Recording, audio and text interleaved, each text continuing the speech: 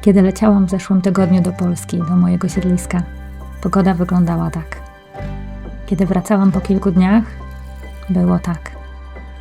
A w międzyczasie było tak.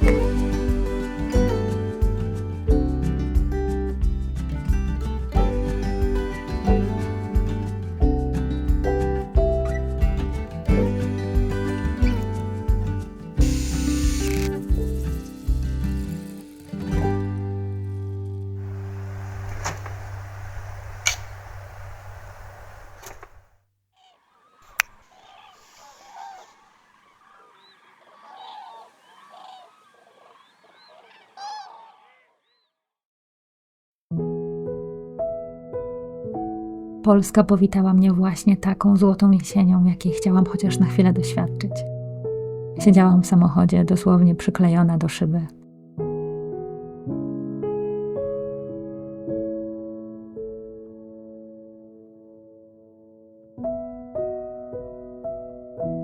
Mimo mojej niecierpliwości, żeby już być na miejscu, po drodze musieliśmy się zatrzymać. Po prostu musiałam to dla was nagrać. Popatrzcie przez chwilę.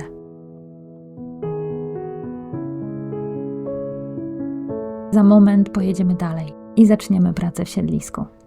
Ale na razie zobaczcie sami.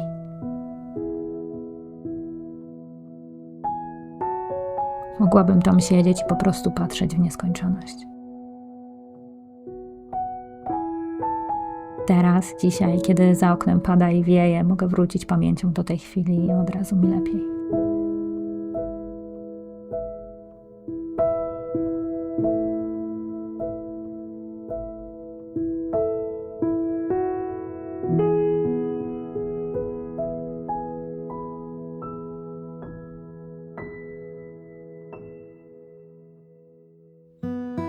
Nie byłam w moim siedlisku od końca lipca i z niecierpliwością wyczekiwałam chwili, kiedy znowu zobaczę moje miejsce w nowej odsłonie.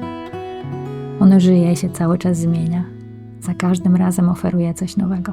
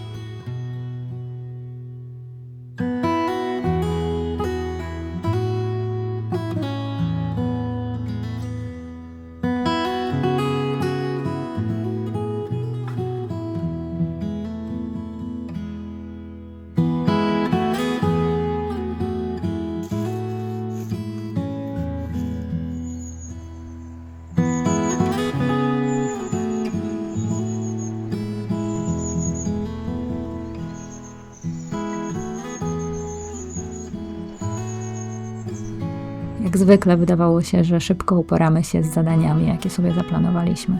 Że 3 dni wystarczą, bo przecież jest już jesień i niewiele można zrobić. Ale okazało się, że jednak nie. Myślę, że już tak mamy. Zawsze wykluje się jakiś nowy pomysł.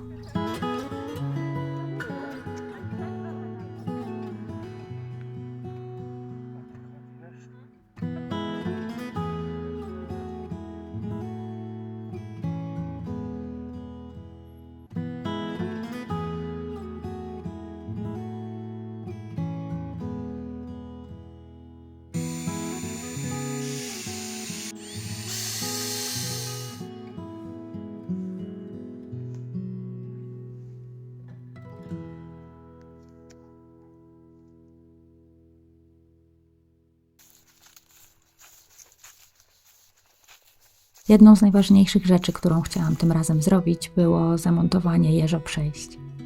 Posłuchałam waszych uwag i jak najszybciej chciałam naprawić niedopatrzenie.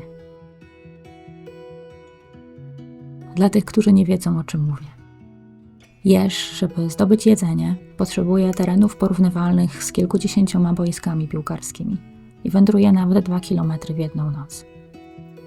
Często powtarza te same nocne trasy i jeśli pojawi się płot, który odcina dobrze znaną ścieżkę, muszą nadłożyć drogi czy wejść w teren, gdzie nie czują się pewnie.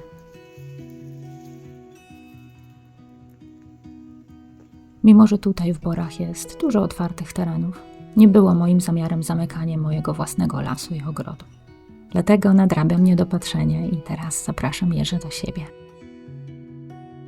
Chcę żyć tutaj w zgodzie z naturą, a nie w odciętej sztucznej bańce. Na razie zamontowaliśmy 2 bramki. Chcieliśmy się przekonać, czy są odpowiednie. Wyglądają dobrze i w przyszłości dodam jeszcze kilka, bo powierzchnia płotu jest spora. To taki mały gest, a sporo może zmienić.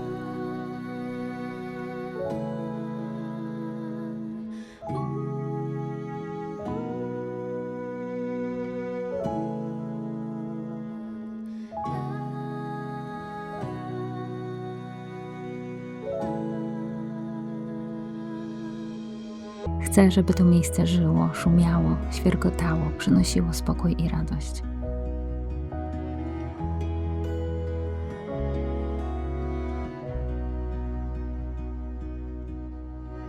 Dlatego wykorzystałam pogodę i okazję i zabrałam się za tworzenie nowej, zielonej wyspy. Tym razem bardziej leśnej, z rozrzuconymi pniakami, kamieniami i wrzosami. Z czasem się rozwinie, dojdą kolejne rośliny, krzewy, może poziomki i zioła.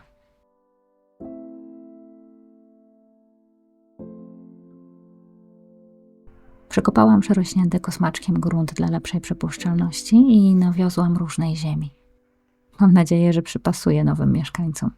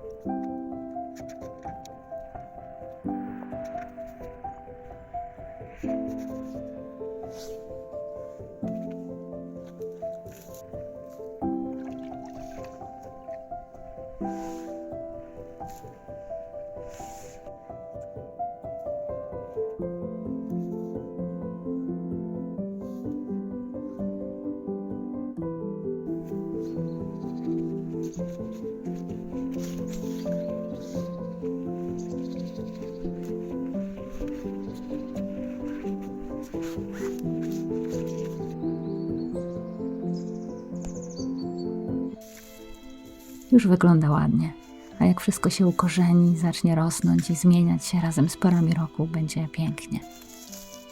Myślimy też nad pergolą, żeby za waszą radą odsunąć glicynię od domku. Marzy mi się tam żeliwna ławka z małym stolikiem. Wszystko razem może stanie się z czasem przedłużeniem lasu i kolejnym przytulnym zakątkiem. Takim słonecznym, trochę osłoniętym, cieszącym oko kolorami.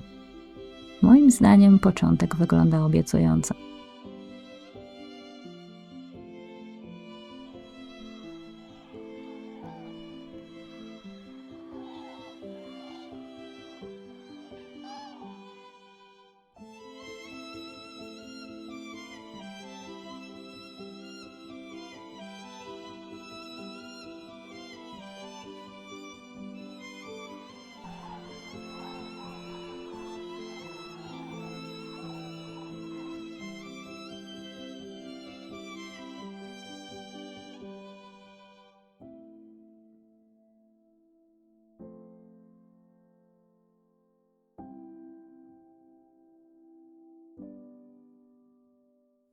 Pamiętacie moją troskę o graby? Posadzone tej wiosny jako żywopłot, przez cały sezon dość mocno walczyły o przeżycie.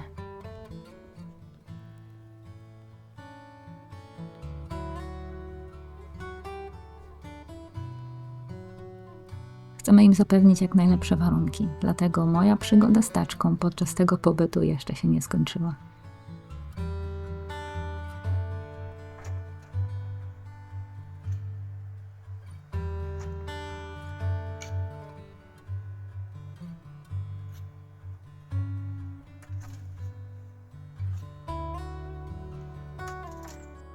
Każde drzewko dostało swoją porcję ziemi z obornikiem, a całość przykryliśmy zrąbkami. Niech się naszym maluchom dobrze śpi.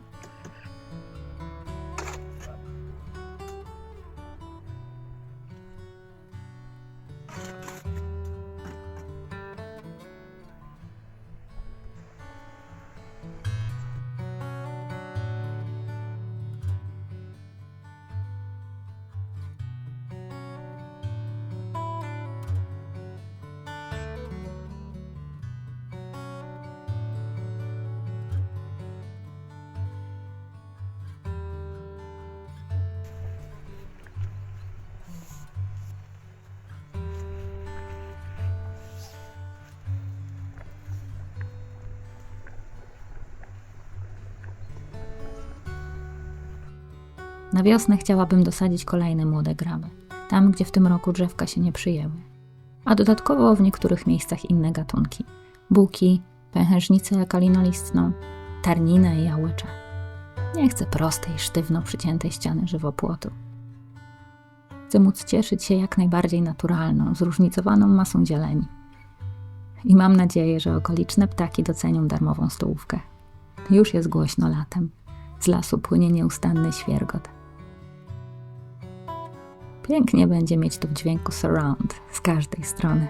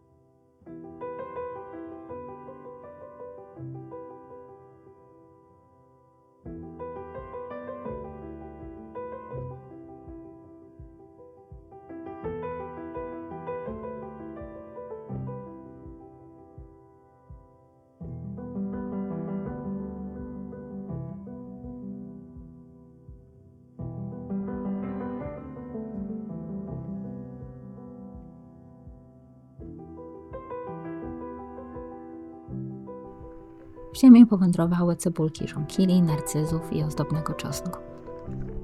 Mam nadzieję, że nic ich nie zje i będziemy mogli obserwować wiosenne kolory na działce.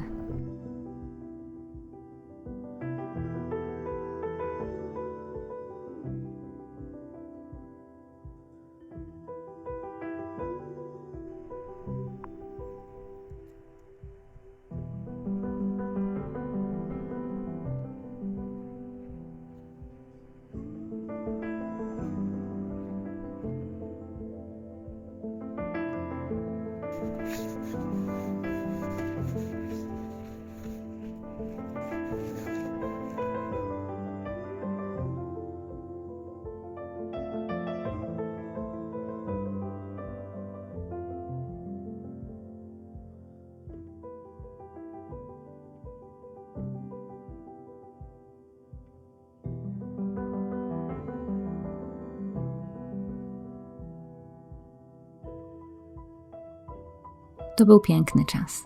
Aż nie mogę uwierzyć, że tak się wszystko udało.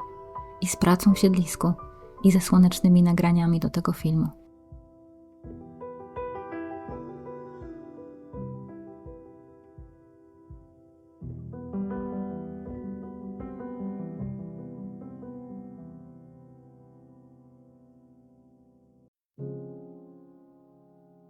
Kiedy rezerwowałam bilety lotnicze ponad miesiąc temu, powiedziałam sobie, że jeśli uda mi się trafić na chociaż kilka godzin słońca, to będzie oznaczać, że wszystko będzie dobrze.